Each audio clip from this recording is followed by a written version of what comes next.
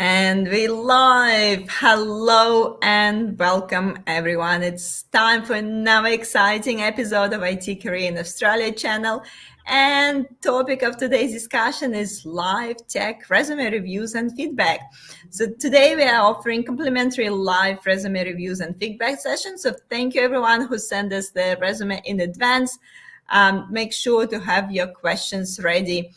We do receive quite a high volume of resumes, so don't get discouraged if by any chance we don't get to your resume, but we will try to go through majority. So keep on the line. So we'll do our best to go through as many as we can today. So make sure to say hi in the comments. Let us know that you're here. If you don't say hi, we don't know that you're here and you're watching. So make sure to say hi in the comments. And of course, thank you for finding some time to join me this evening. So I'm Jana Martis, and if you forget, I'm working in the talent acquisition community building at the moment in tech industry, and we, as usual, streaming on LinkedIn and YouTube. So basically, if you're watching us on LinkedIn, make sure to go and subscribe to my YouTube channel, IT Career in Australia. And if you're watching us on YouTube, please find me on LinkedIn. And of course, I always encourage you to join my meetup group because we also have a face-to-face events in Melbourne. So if you're in Melbourne, definitely come join us for tech walking events, and maybe we'll bring him to the other cities as well. James is here as usual. Thank you, James, for saying hi. Gary's here. Thank you for saying hi. Drew is here. San is here. Thank you guys for saying hi in the comments. Guys, all other guys, please make sure to say hi. Andre's here. Thank you for saying hi. Gustav is here. Thank you for saying hi, guys. Over to Salam to introduce herself, please. Hello, thank you, Yana. Hello, everyone. Thank you for having me. It's great to see you all here, and I am looking forward to reviewing some resumes for you guys today. So a little bit about me. I'm a nationally certified resume writer, and I've been in the world of resume writing for about 10 years. And I actually was an engineer as well. I was a biomedical engineer for 10 years, and I did resume writing along my whole career as well. And at the moment, I am managing Elevate Career Services, which is a resume writing and career branding business. So we specialize in the Australian job market only. And resumes are what I live and breathe. There is so much power in your career branding. Resumes, cover letters, LinkedIn, selection criteria documents. There is a lot of power in that for your career prospects. Along with everything that goes along with that, such as networking and attending events and building up a network of people within your target industries. But career branding is one of those things that I have found people don't use to its full extent. There is a lot of power in it, and it surprises me continuously how little energy people invest in that. So this is why I am in this line of work. I enjoy giving people that power, enjoy giving people the ability to use that branding to boost their career opportunities, to land interviews, land high quality interviews, to make career shifts, to move up the ladder, whatever it is that your goal is, you can use these tools to kind of navigate your way there. So that's me, and I'm looking forward to looking through these resumes with you guys. Thank you, Salam. We have quite a few people joining. Thank you guys for saying hi. Bruce, Jason, Sarah, Sabhish, Duncan, Konstantin. Thank you guys for saying hi in the comments. Okay, let's dive straight into it so that we can have time for, as many as resumes as we can. And obviously while we're reviewing resumes, we can give more tips and explanations. So feel free to ask questions in the comments. So first resume, I'm going to do my 30 seconds impression of the resume, and then I'm going to pass it to Salam for more details. First resume, Also, I hope you guys watched some of the previous resume reviews. If you didn't, actually, I really recommend, because every time we do the reviews, you probably pick up something new for yourself.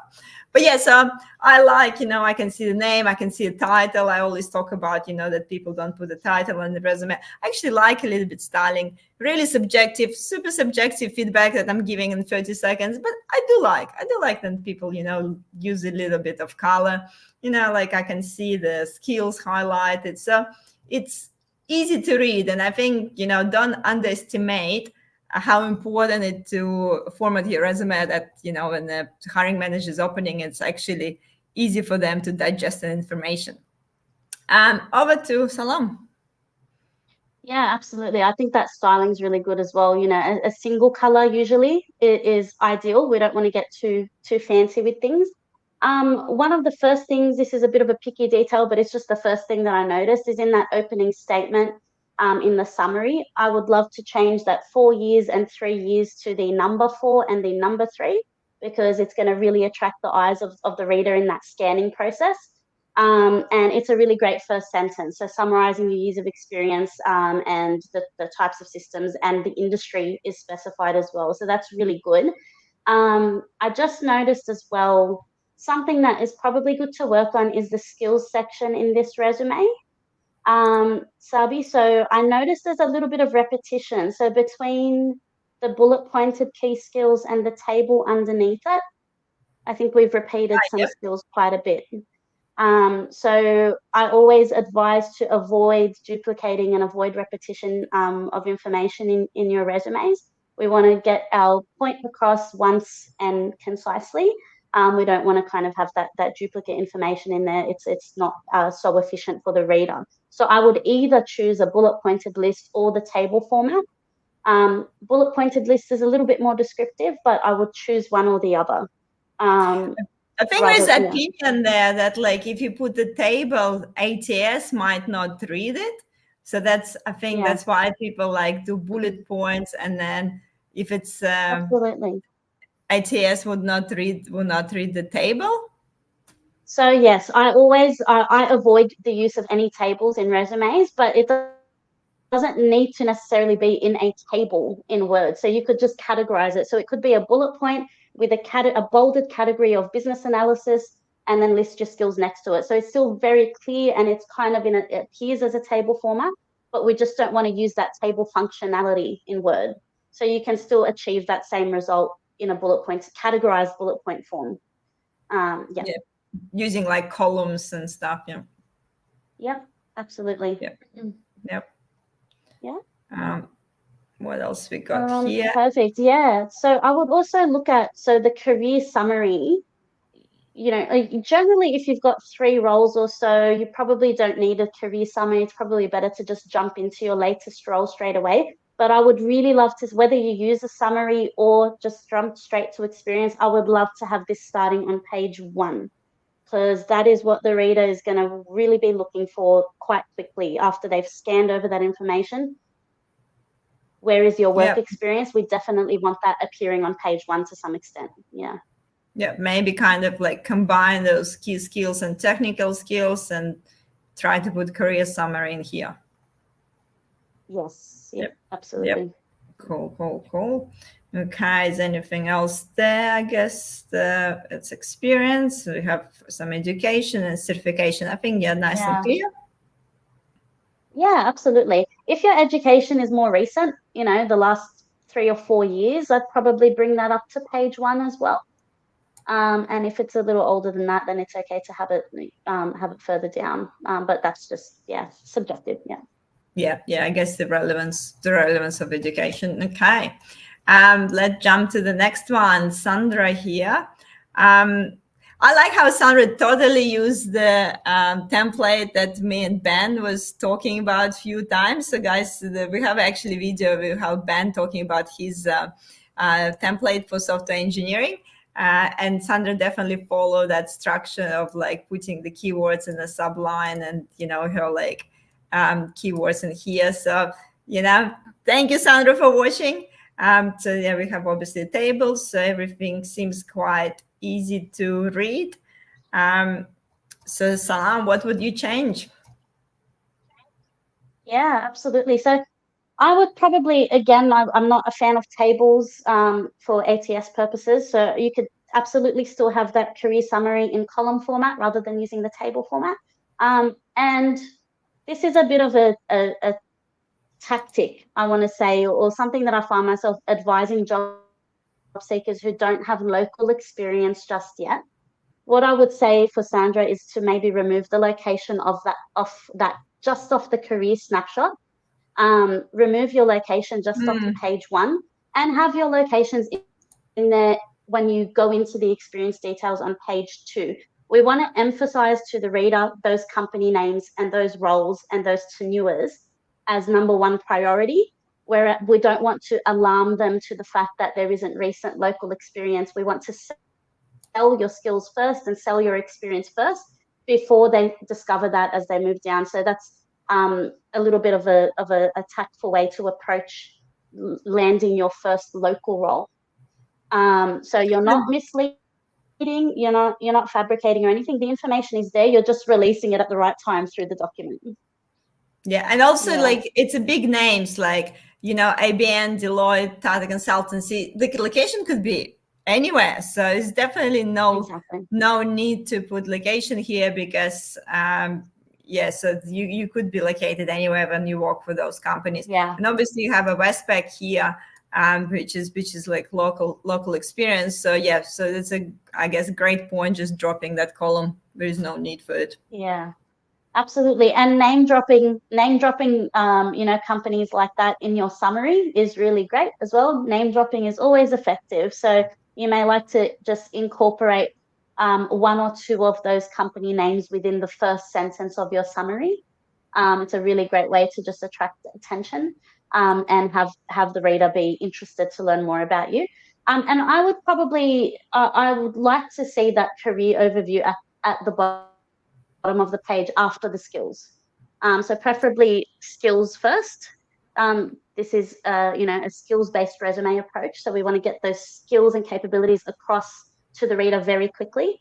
And especially if you've name dropped those companies in the summary, you can shift that career table down Down to down a step. Yeah. The other thing is for this one, so that soft skills section. I don't know if it was titled, yeah, soft skills. I would honestly just chop this all out completely. When you have that experience behind you, the soft skills, you want to integrate those into your summary or integrate those into your role details, but using up, a third of a page on just, communication, problem solving. These are things that the reader will be reading in practically every resume. It's better to have those in context, like within your bullet points or within your summary, rather than dedicating a whole section to just generic language. So I would completely remove that for this person. Yeah. Yeah, so it's sort of, I guess, something that ChatGPT will suggest you to put in any in Yeah. any senses that, but basically most of the time doesn't bring as much value to the reader. That's right. Yeah. So with resumes in general, you want to move away from being generic as much as possible and move towards being very specific in describing your experience. So that's a part of that. Yeah. Yep, definitely. So what we got here, we obviously have the work history. We have a bit of a tool section again here. Yeah, I would love to see those on page one as well, if possible. But yeah, it depends on the role and how critical those specific tools are for the position. Yep. So we have technical skills here. And software, I guess it's a separate software tools here. So, yes. Or maybe sometimes it's also with those one, it's good to put them under each role. So it's kind of showing it that could be that role, software tools, and each role. So it depends, again, how important they are, and make sure like next to each role, list those softwares. Yeah, absolutely. One other thing that I want to bring up here, and will probably be relevant for multiple resumes, is this experience section. So these bullet points are are good, they're well worded, they're really responsibilities based bullet points, not highlights or achievements. So that's one thing. If you want to try and brainstorm your highlights and outcomes that you've produced as much as you can. But nevertheless, these bullet points are well worded. But what's really missing from this is context. Where did you sit in the organization? So I often recommend to people to have even a 2-line blurb before you go into the bullet points that just gives the reader some context to your role. Who were you reporting to? Were you working within a team? If you had any reports, direct reports, what were your main responsibilities, and just overview that very concisely for them. And it gives them a more complete picture of what your place was in that company, especially when it's a large organization like that. That's something that helps to complete the picture of who you are for the reader, rather than just having those isolated responsibilities in there. Yeah. Yeah, kind of maybe working in a team of like 10 application developers within that department and reporting to, or working in a cross-cultural team or something, cross-functional team. So yeah, so basically have a bit of a context before. Yeah, makes sense. Absolutely. Okay, let's jump to the next one. So obviously, guys, some names and details been removed for the privacy purpose. But for me, like if I land this resume, like if I see this resume, first thing, I can't see the title, what this person is actually doing. So I kind of like, I guess, because it's a lot of test here, so I would guess that it's test, like resume for test analyst or test engineer position, but it's not, not really clear at the bottom. And for me, that profile summary really hard to read. So there's a lot of text here, and it's all like a lot of things that in bold. So it's kind of like what is actually important, a bit hard to sort of understand. And then, so there's no really separate column, I guess, for the skills itself. So I can't really it's a skill highlights here, but not really any order. So Salam, over to you. Yeah, I agree. I think it is a very difficult to read summary, and the bolding's really effective, but you got to use it sparingly. If you're bolding a large portion of the resume, then the bolding loses its effect. So you want to be really choosy about what you put in bold. But that summary, it looks like it's a combination of a summary. It's got hard skills, it's got soft skills, and they're all kind of mixed up together, not in any particular order. And it's hard work for the reader. So a big priority with resumes for that initial screening process is to make it really easy for the reader to understand your profile. So I would be separating out the summary, which looks like probably the first bullet point or so, and separating out the skills into a separate section. And there are some soft skills, again, that I would probably just remove. Like there's a 4-line bullet point there that is about working collaboratively and communication skills. I would remove it as well. So definitely be splitting this summary. Your profile summary is, 4 to 6 lines is a good summary. You don't really want to extend beyond that. And then put those skills in a separate section. I saw the skills on the last page. You can bring up to page 1. There was a skills section, I think, called knowledge purview or something like that. Yep. So that I would bring up to page 1, and the skills highlights beneath it, again, I would just remove that. It's not adding any specific value to your profile. So bring up that knowledge purview definitely to page 1. Yeah. And what do you think about that career break section? Yes, that career break there's too much in there. We definitely want to address career break. So we want to say something about them, but we want to keep it very, very brief. So we don't want so much attention to be attracted there. At the moment, when I first looked at this resume, my eyes were drawn to the bullet points within career break rather than going straight down to the QA analyst role. So we really want to detract attention away from the career break and focus on the experience. So I would suggest very brief summary, because I can see that there was a certification completed within that period. So you may like to have a brief one bullet point that says completed the ICTQB certification. The working rights should be up in the top of the resume, not within the career break section. So you literally need to use one line for your career break unless there's any really significant courses or certifications or activity that you've had that are industry related. So I would just bring this right down to a one line. So career break, transition and skills enhancement, ICTQB certification obtained. That's it. Yep. And chop out all of those bullet points so the focus shifts straight down to experience. Makes sense. We have like a quick question here from James. He's saying, it also seems that resume structure is really a personal recruiter choice. Maybe it makes sense to build a rapport with recruiter and learn their preference. Yeah, there's definitely variations, but it's not only recruiters that are your audience. You know, it's hiring managers. It could be technical people, it could be non-technical people. But generally, if your resume is well structured and clear and articulates your experience well, it will be suitable for the variety of audiences that you may have. So you can, you know, if you can work to one recruiter's preference, then it's not going to suit another recruiter's preference.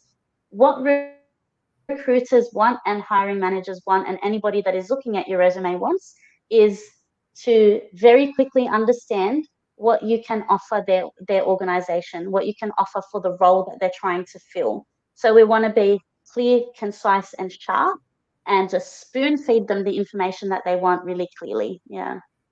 Yeah. And again, like it is a bit of could be a bit subjective and some personal preference, but you know, it's kind of working through and finding your style. And San is saying, thank you, Anna Salm, for your valuable feedback. We'll incorporate them. Yes, I have watched every resume feedback session and try to incorporate those tips. And it is a, you know, work in progress, and you need to test it. You know, you do few versions of your resume. It's not like magic pill that, you know, you've followed that template and it's, you know, getting you jobs. So it's obviously work in progress. Absolutely. And ask for feedback. Ask for feedback from the right people, from people who have hired the positions that you're going for, people who are in the positions that you're going for. Don't be afraid to ask for feedback. You will learn a lot that way. Yeah. Yep. Let's jump to the next one. John here. So, okay, front-end developer, sort of nice and clear. So obviously, like you can tell, it's sort of like a junior profile. I think the, you know, structured quite nicely, easy to read. I can see, like, you know, what's kind of bold. I guess, you know, the first impression is pretty good. Salam, what would you improve? Yeah. I love the formatting of this. I think the layout is really, really nice and clean and attractive as well.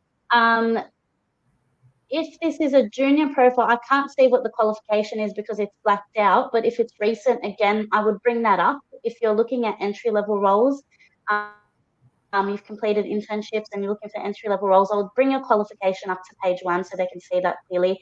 The skills are great. That summary is very much an objective rather than an offering, which I can understand at early career stages. It's, you know, it's tempting to take that approach. But if you have some internship experience, you want to outline that in your overview because that is experience that you're offering, even if it's early experience. So we always strive for that summary to be more about what you can bring than what you are looking for. So that's a minor detail, but I love the skills section. I think the bullet points are really well done. Formatting is great. I think that's a good experience of like kind of putting the table without the table. Yes, exactly. That's what we want to do. Yeah, absolutely. Yeah, perfect. Yeah. So maybe just sort of try to keep working on that paragraph to catch the people attention and kind of bring it what's in it for them. Yeah, absolutely. The other thing was just with the projects, the project section further down. I would love to know where these projects were done. Were they in an internship? Were they at uni? Were they personal projects? just to give the reader that understanding. So I would probably just add it just in that the title for each project, just put another dash and specify the context for that project. That will be really helpful. So it's not, we want to kind of avoid being vague as much as possible or having anything that's confusing or unclear to the reader. So that's one thing that's jumped out. Yeah, makes sense. Yeah. Like, I think Very tech good. blog is a bit clear, but Honey Barista, yes. So is it for a friend? Is it for you? Is it at uni? Yeah, absolutely. Yeah. Makes Quite well sense. done. Good resume. Yeah. Perfect. Let's jump to the next one. Dhruvi, IT project coordinator. Again, I think like following the structure that's been outlined before. Profile summary, skills, work experience.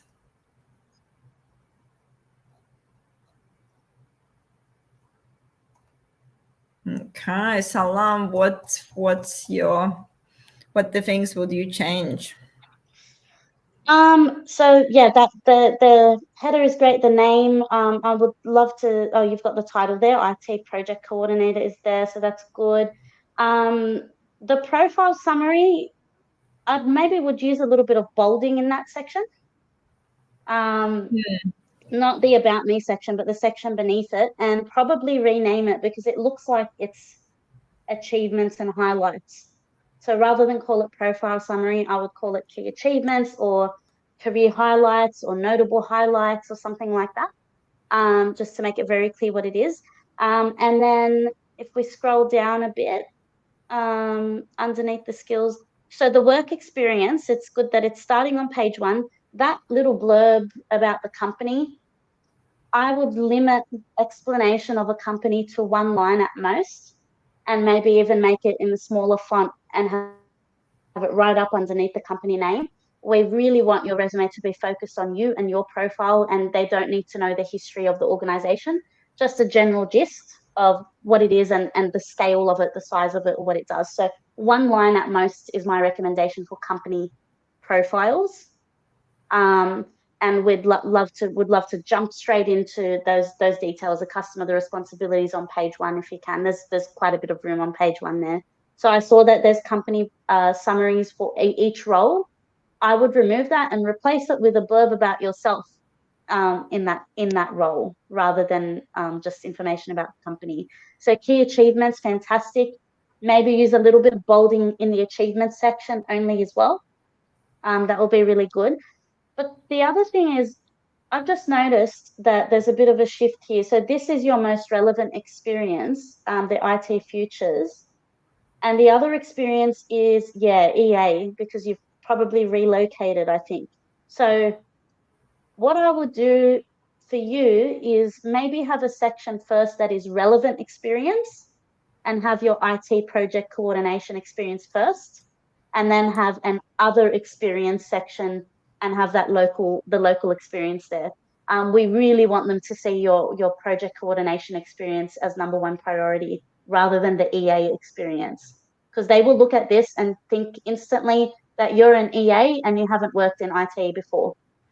That's the assumption that they will make off of this on first screening. So I would shift that whole IT futures role up to the top and call it relevant experience, and then have your other experience under a separate heading.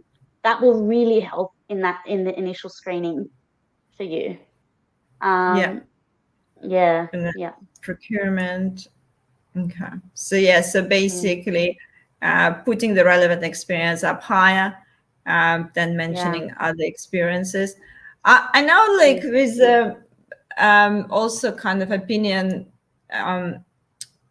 I know that some people do advise to put a bit of a blurb about the company, because if it's international company and it's not like no one knows about the company, that sort of give the viewer. So, for example, if you work in ANZ and Westpac and everyone knows it, but if you come from another country and maybe it's like some amazing company there, but just no one knows about it here. And that's sort of one of the reasons people kind of give a bit of a company history. I don't know Absolutely. what Yeah. is your view? Absolutely, absolutely. It should be there, but it shouldn't be that much taking up that much space. So all of that information there in those 2.5 lines can Mhm. be written in one line. So you've got Niken Chemicals, sorry if I'm pronouncing it wrong, already written there. You don't need to repeat the name of the company. So just have underneath your job title in that Mhm. bolded line. Um, this could be an example of how to make that more concise. Yep. A renowned quality chemical products manufacturer, if they're a manufacturer, based in India, um, leading acid and chemicals trading company. Yep. So that can all fit in one line, make it a smaller font and put it underneath your job title, and then shift to yeah. So keep those explanations really concise. Get the main point across. What does the company do? What's their scale, where are they based, or where do they operate? All of that can go very concisely in one line.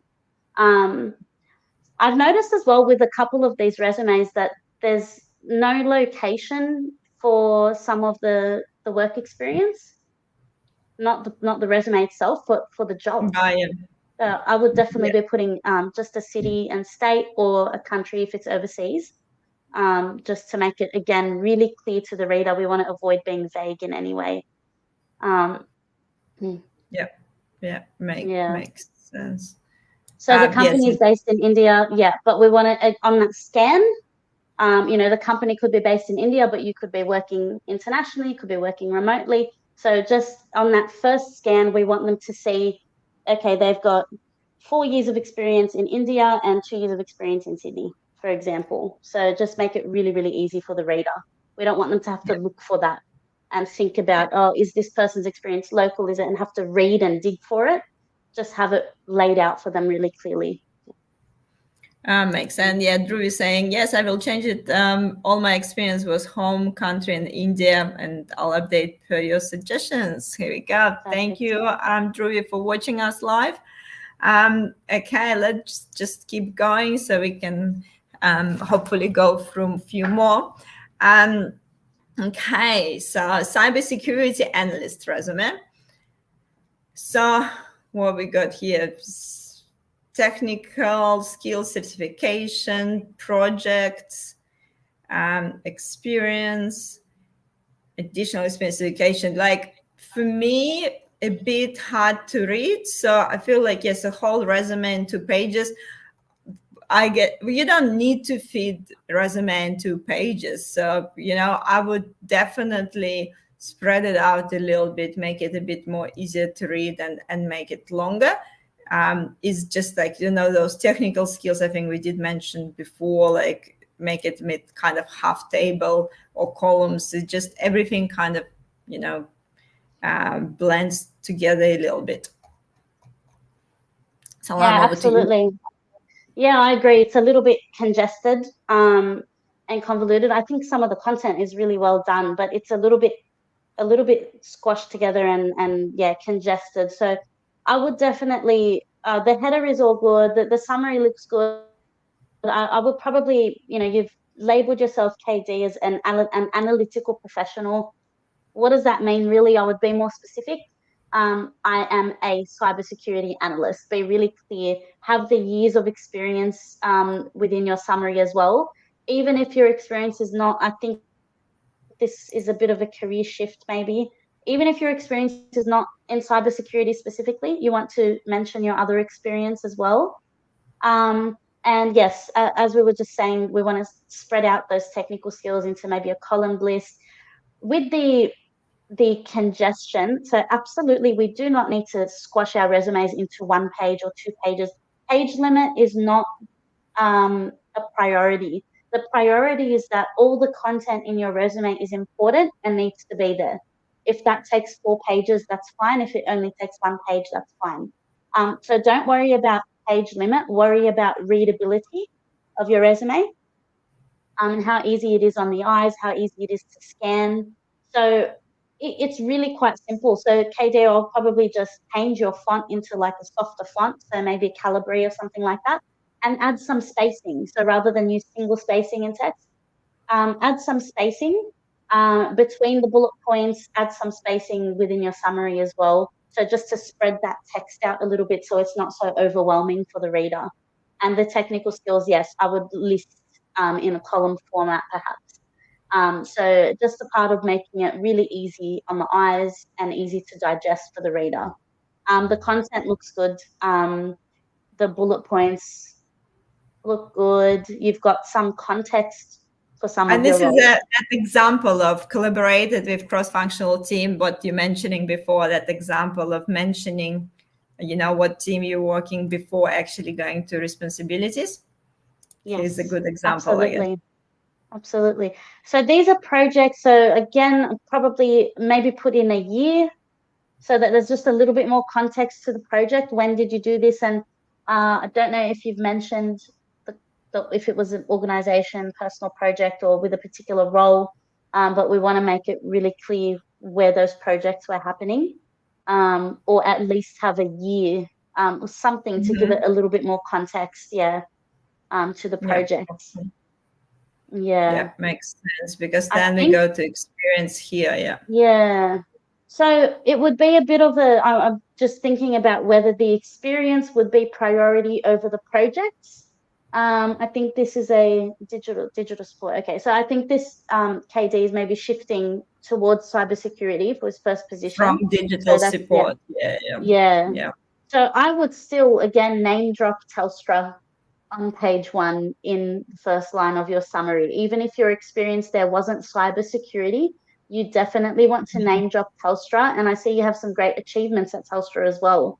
So definitely want that appearing somewhere on page 1. Maybe you want a career summary underneath your projects, just to show that you do have that work experience and it is within a large corporation. Maybe have a summary under your projects of your work experience, just a list of job title, company, dates. Yep. Just to have that appear somewhere on page 1. Yeah. But the experience section, I love how this is laid out. So the summary, the context, the achievements with the bolded out sections, that is on point. That is exactly how I like to lay out experience sections. Really well done. So just a bit of spacing between the bullet points and between the text to make it easier to read. Yeah. And I think it's important to mention, yes, guys, every time we do like those live reviews, there is a few subjective things, and we keep talking about, style and spacing and colors. But look, and everyone worried every time about ATS system and shuffling all the keywords. But remember, it still will be human who reading that resume. So as much as we're worrying about ATS, it will be, in 80% chance, it still will be human who look at your resume. So don't underestimate it. And I think Salam was mentioning before that, for example, for government roles, they have to look at all the resumes. They don't use the automation. Is it correct, Salam? Yeah, absolutely. So ATS is not as big a monster as is perceived a lot of the time, and that's, there's a lot of misinformation out there. So it's understandable why people are very confused about ATS. But yes, it is not generally used in government at all, and it's not often. I mean, depending on the organization and the scale, it may not be used as an actual screening tool. It's often more used like a database to store candidate information rather than to actually score it or search through it.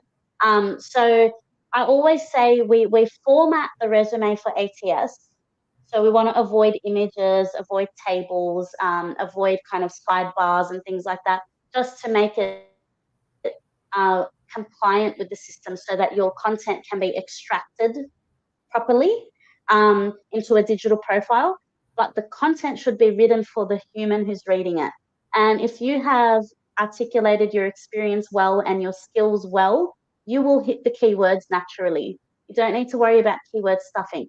You may like to assess your keywords against the role that you're applying for and mirror the language, because some skills can be worded in multiple ways. So you might like to mirror the language of your role a little bit, but we don't want to be doing keyword stuffing for the sake of the software systems. No. Yeah, makes sense. Okay, let's jump to the next one.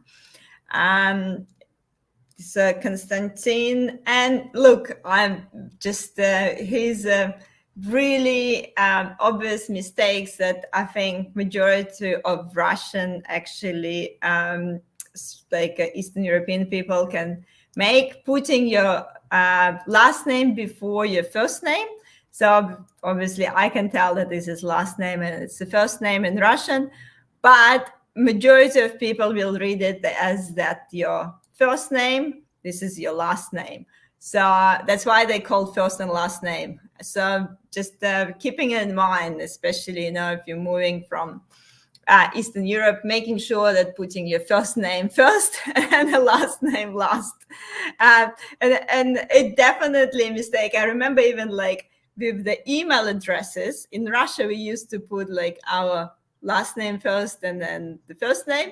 So it's a really kind of subtle cultural difference, but it's I think it's really noticeable if you do it here and you're like, yes, and someone will call you and say, Kirillov, how are you? Absolutely. And yeah, I didn't pick up on that either. I wouldn't have known that it was a last name. But yeah, absolutely good point. And I really like that you have clarified for them, Konstantin, what your visa is, because most people won't, a lot of hiring managers won't understand or won't know what subclass 482 is. So it's good that you've specified to them no restrictions, no sponsorship required, something that is really good to do for any others who are in the same situation. Your LinkedIn profile link, you can clean up a little bit.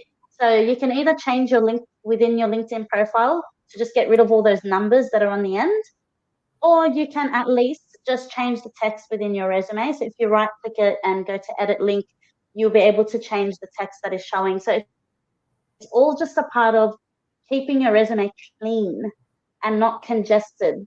So just a little minor thing there, but I love the summary here, Konstantin, really well done. Brilliant first sentence, and it is very much about what you're offering. So really great. Sometimes I recommend to people to actually write their summary in first person, especially if you're not submitting a cover letter. And this is something that a lot of resume writers don't do. So it's very formalized, so third person.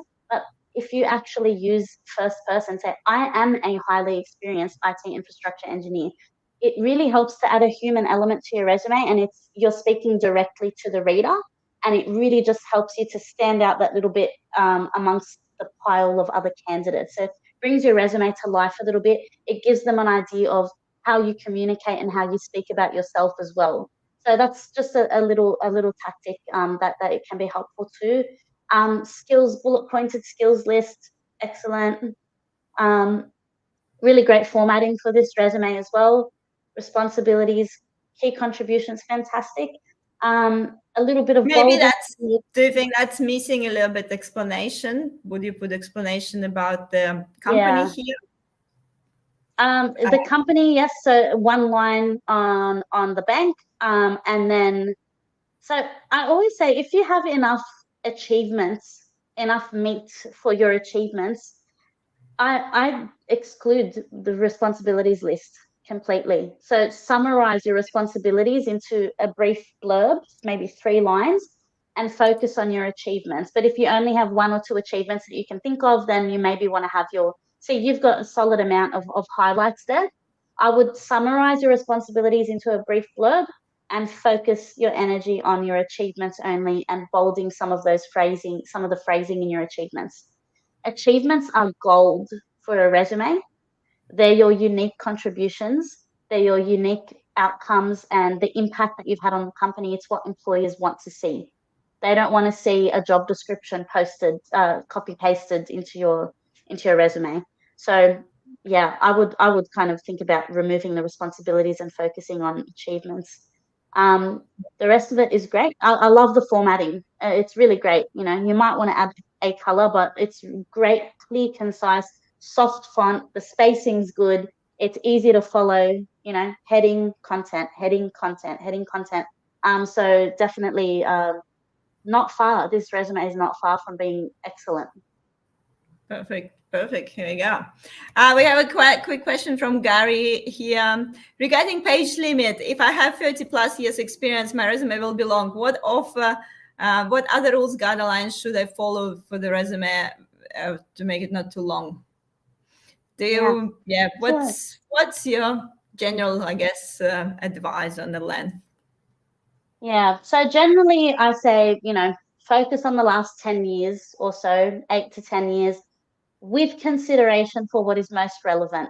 So if you have earlier experience that you feel is really impactful and important for your target role, then you want to keep that included. But generally, focus on the last 10 years or your most senior experience, and your earlier career. We still want to have that in there, but you don't need to detail it. So just have an extra section towards the bottom of your resume that says earlier career or earlier experience, for example, and just list job title, company dates, job title, company dates. It's for the awareness of the reader. If you don't put it there, they don't know. But you want to have it in there so that at least it's a talking point in your interview if you want to talk about it. And it gives them the full story of your career. And companies like to see your progression too. It says a lot about you in what your journey has been, different industries perhaps you've worked in. So we definitely want it in there, but you don't need to detail each of those earlier roles. Yeah, I think in my resume I just put previous experience available on request. Perfect. Yeah. So just sort of showing that if you need to learn more, there is things that I can add. James is saying they used to have last name, first name, domain in a lot of government departments back in the late 90s, early 2000s. Here we go. So, but I think it's not the thing anymore. So everyone put the first name now. So it's sort of, and every time you see it, you automatically call the person by the first name and the email address and the first name that you see, especially with international names. Okay, so we have a few more here, maybe just few minutes of review. Mihir is here, and I think the first thing that really confused me in this resume, if I look at this resume, it says Singapore citizen, then it says like University of British Columbia, and then finally I'll go here and I see Sydney.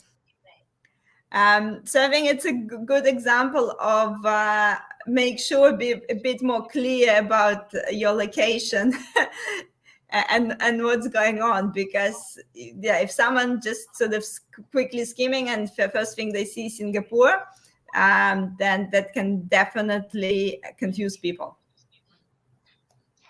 Yeah, absolutely. That's definitely the first thing jumping out. It's confusing, and like I said, you want to avoid any red flags or being vague.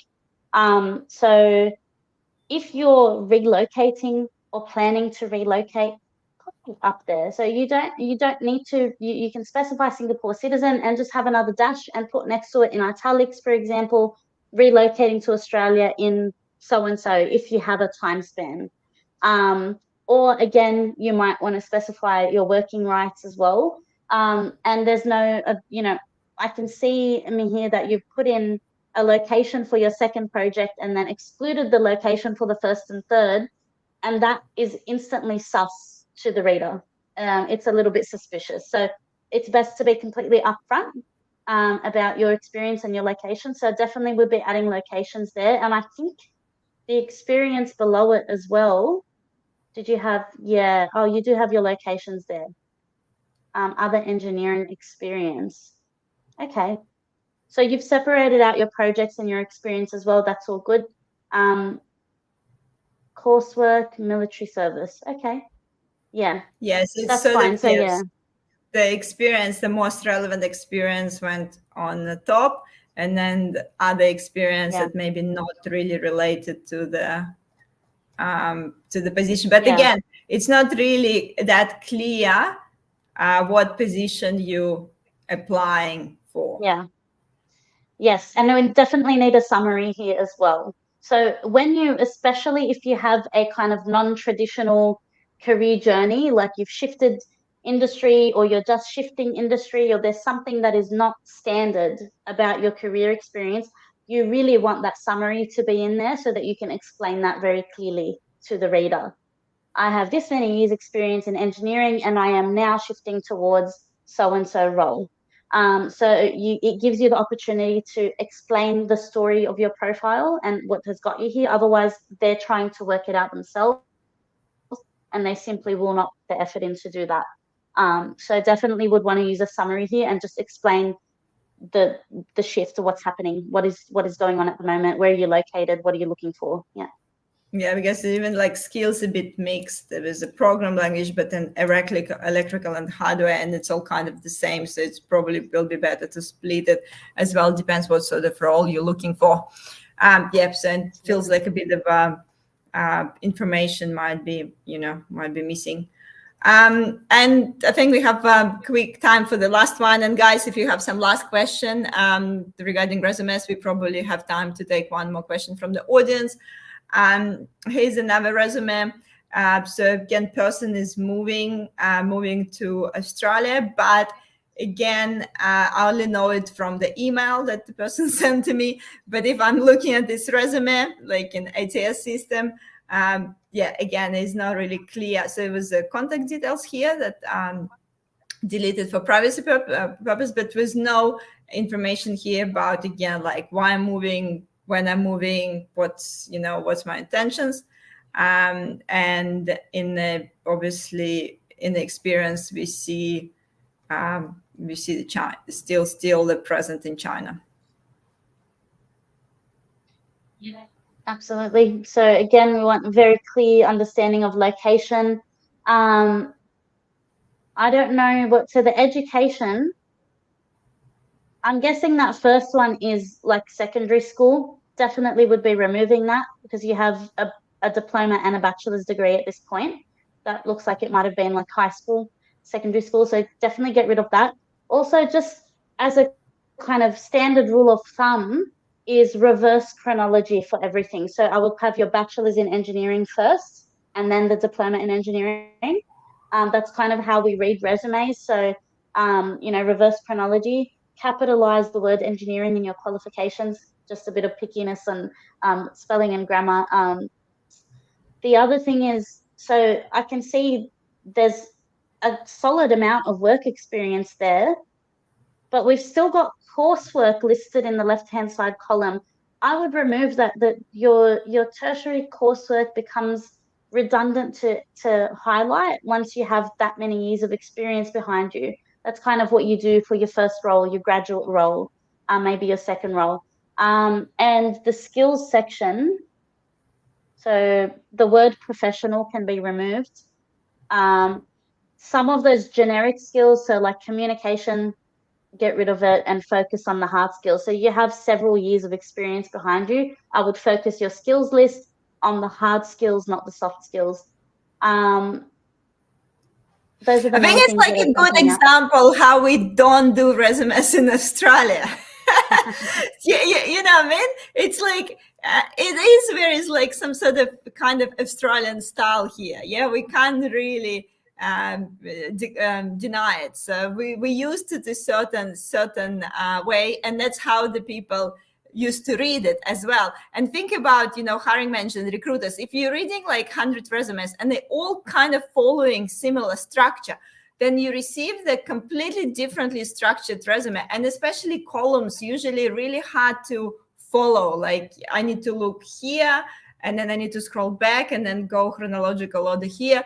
So it just, it doesn't need to be all the resumes need to look the same, but it's when you're in a different country, again, it's kind of highlighting how the people here used to read resume, and then something like this just throw you out and you're like, I'm just confused where what's here, why it's like India here, China here, what's going on, where is the chronological order? Yeah, absolutely. There is definitely some level of standards as to how we approach it. And the sidebar, I mean, a lot of people still do this. I'm really not a fan of it because if you think about it, like in basics, when somebody is scanning text, we tend to scan in blocks, right? In sections. Like we'll read the first couple of lines, then jump to the next section, read the first couple of lines. When you have this sidebar, the person's eyes are going to be jumping between sections, and it's a little bit confusing. So they'll look at the first couple of lines of your first role, then be looking at links, then jump back, and it really affects how they perceive and how they interpret your information.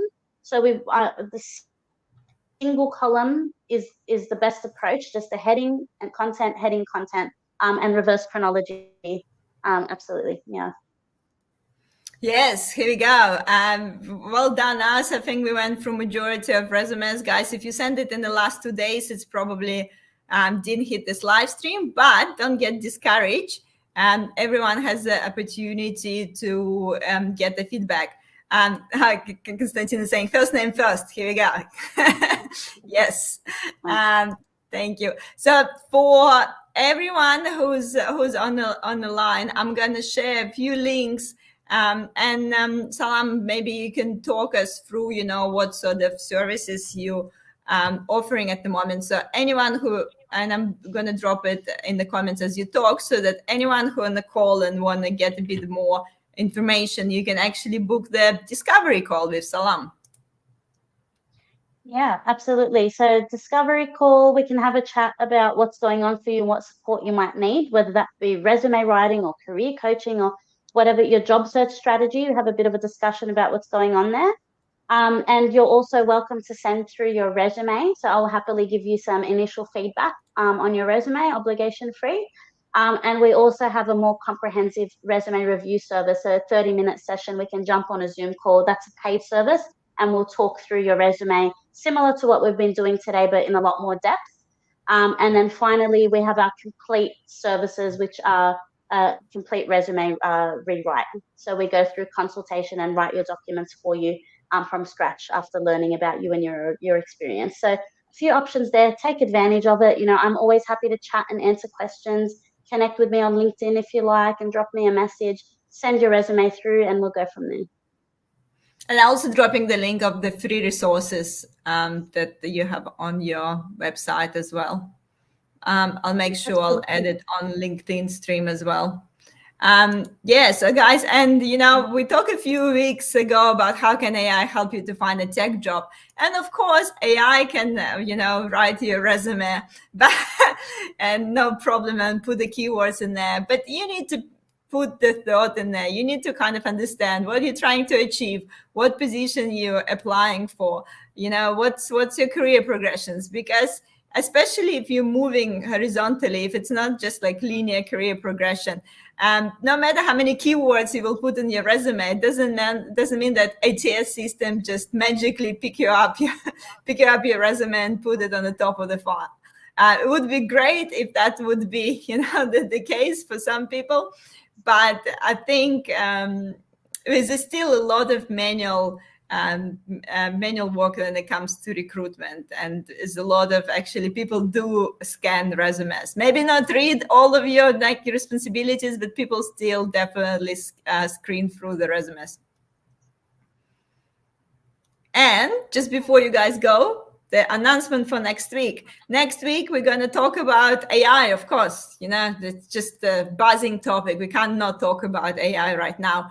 So next week, so as usual, Wednesday, 24th of July, David, Simon, and Alessio are going to talk about top AI skills you need to succeed in the tech. So, a lot of people scared what's next, what skills will be replaced and things like that. So definitely tune in next Wednesday. We're going to talk about those and more. And the week after, we're going to talk about the career as enterprise architect. So, and of course, as usual, make sure to join the meetup group and subscribe to YouTube channel. You know the drill, if you like and share this video, if you watch it, if you keep joining, I'll keep bringing the experts from the industry every week to share those valuable insights with you.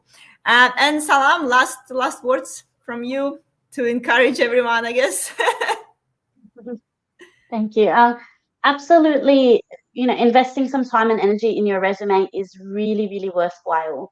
Whether you do it yourself or you get some support. I mean, there's a lot of support out there, whether, through Elevate Career Services or another service. It's definitely a worthwhile investment if you're having trouble yourself. So it is a very reflective process. You need to think about your achievements, your outcomes, your results, and be able to put them down on paper. If you have trouble, ask for help, because it is really, really worthwhile for your career in the long term. Definitely. Remember, it's like your marketing brochure. So, Mhm. and you do need the feedback on it. And I'm sure we'll organize another feedback session as well. Just keep an eye on the YouTube channel, Meetup Group, and my LinkedIn. And thank you again, everyone, for joining us. Hit that like button, and I'll see you next Wednesday.